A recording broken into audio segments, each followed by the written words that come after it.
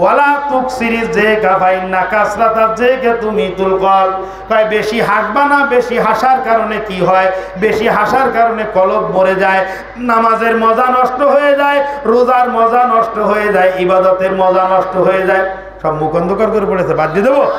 খেয়াল করেন, হাসাহাসি কিছু কিছু মুরব্বী বাদান, আমি আপনার পা ধরে অনুরোধ করতেছি, আপনার পাটা আমার হাতের মধ্যে, আপনি আমার বাবার বয়সী, দাদার বয়সী, আপনারা এই চায়ের দোকানে বসে বিভিন্ন সময় এমন এমন কথা বলেন যে কথা বলার উদ্দেশ্য থাকে যেন আমার কথাটা শুনে সবাই হেসে ওঠে। এরকম কিছু সংখ্যক মুরব্বী আছে কি আছে না? সবাই বলে কি, ও দাদা খুব রসিক, দাদা খুব রসিক। এই প্রত্যেকটা কাজ, এই প্রত্যেকটা কাজে আপনার নামে কবিরা গুনাহ লেখা হইতেছে। নাউজুবিল্লাহ বলেন। তওবা করেন আজকের থেকে, ইনশাআল্লাহ এই কাজ আর কোনোদিন করব না। আল্লাহর নবী বলেন, আমি যা কিছু জানি তোমরা যদি তা জানতে তাহলে তোমাদের মুখের মধ্যে হাসি থাকতো না, তোমরা স্ত্রীদের সঙ্গে গল্প করারও সময় পেতে না, সব সময়ের জন্য ময়দানে সংসার ধর্ম ছেড়ে দিয়ে জঙ্গলে চলে যেতে, আল্লাহর ইবাদত করতে। এত ভয়ের খবর আমি জানি, এত মুসিবতের খবর আমি জানি। ওয়ালা তুকসিরি যিকা ফাইন্না কাসরাতাজ যিকা ইউমিতুল কলব। কয় বেশি হাসবা না, বেশি হাসার দ্বারায় কলব মরে যায়, বেশি হাসার দ্বারায় রুহু মরে যায়। আর রুহু যদি মরে যায় তখন নামাজে মজা আসে না, রোজায় মজা আসে না, ইবাদতে মজা আসে না, দান সদকা করে মজা পাওয়া যায় না, কোনো কিছুতে আর মজা আসে না।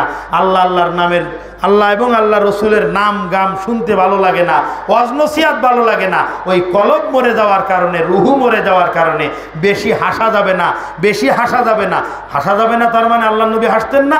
হাসি 3 প্রকার। এখানে এই মাসলাটা বলে দেই, খেয়াল করেন। হাসি কয় প্রকার?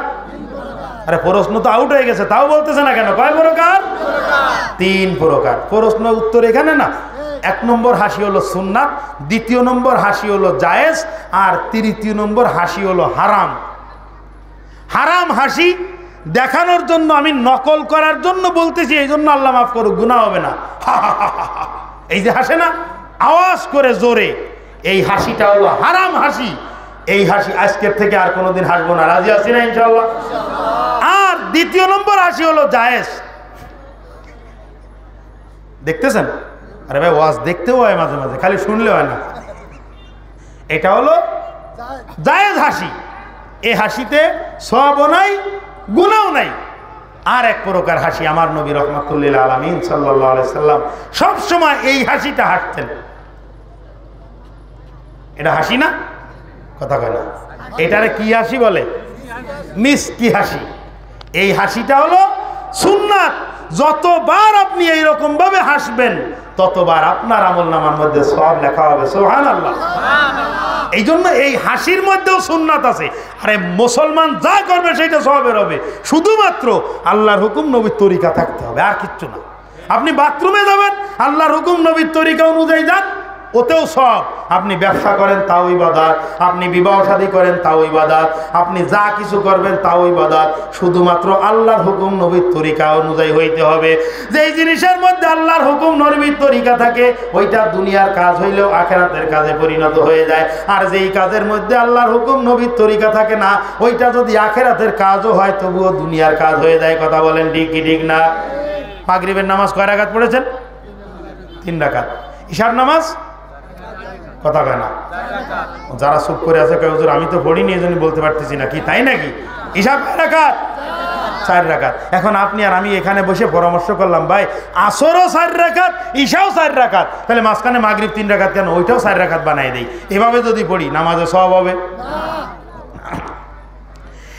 ঈদুল ফিতরের আগের দিন রোজা রেখেছিলাম, সওয়াব হয়েছে না গুনাহ হয়েছে? ঈদের দিন যদি রোজা রাখতাম তাহলে কি হইতো? একই রোজা, আগের দিনে সওয়াব, পরের দিনে গুনাহ। তার মানে হলো আগের দিনেরটায় আল্লাহর হুকুম ছিল, নবীর তরিকা ছিল, এই জন্য ওটাই সওয়াব ছিল। পরের দিনেটায় নিজের খেয়াল খুশি মতো হয়েছে, যার কারণে ওইটাই কোনো কি হয় নাই, সওয়াব হয় নাই, বরং গুনাহ হয়েছে।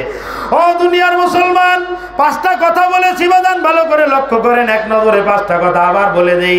1 নম্বর, সমস্ত হারামের থেকে বেঁচে থাকো, তাহলে সব থেকে বড় আবেদ হইতে পারবা। আল্লাহর দেওয়া রিজিক নিয়ে সন্তুষ্ট থাকো, তাহলে তুমি ধনী হইতে পারবা। আর প্রতিবেশীর সঙ্গে ভালো ব্যবহার করো, তাহলে মুমিন হইতে পারবা। আর যদি নিজের জন্য যেটা পছন্দ করো, অপরের জন্য সেইটা পছন্দ করো, তাহলে তুমি মুসলমান হইতে পারবা। বেশি হাসবা না, কারণ বেশি হাসলে কলব মরে যায়। আল্লাহ পাক রব্বুল আলামিন কোরআনে হাকিমের সূরা নিসার মধ্যে বলতেছেন, ও দুনিয়ার আমার বান্দা বান্দিরা ভালো করে লক্ষ্য করো, ইন তাজতানিবু কাবাইরা মা তুনহাউনা আনহু, যদি কবিরা গুনাহ থেকে যদি তোমরা বেঁচে থাকতে পারো, কবিরা গুনাহ হারামের গুনাহগুলো থেকে যদি তোমরা বেঁচে থাকতে পারো, নুকাফির আনকুম সাইয়্যাতিকুম, তাহলে আমি আল্লাহ পাক রব্বুল আলামিন ছোট ছোট গুনাহগুলো অটোমেটিক মাফ করে দেব। জোরে বলেন সুবহানাল্লাহ। আল্লাহ পাক রব্বুল আলামিন আমাদেরকে এই 5টা জিনিস মজবুত করে আঁকড়ে ধরার তৌফিক দান করুন। সবাই বলেন আমিন।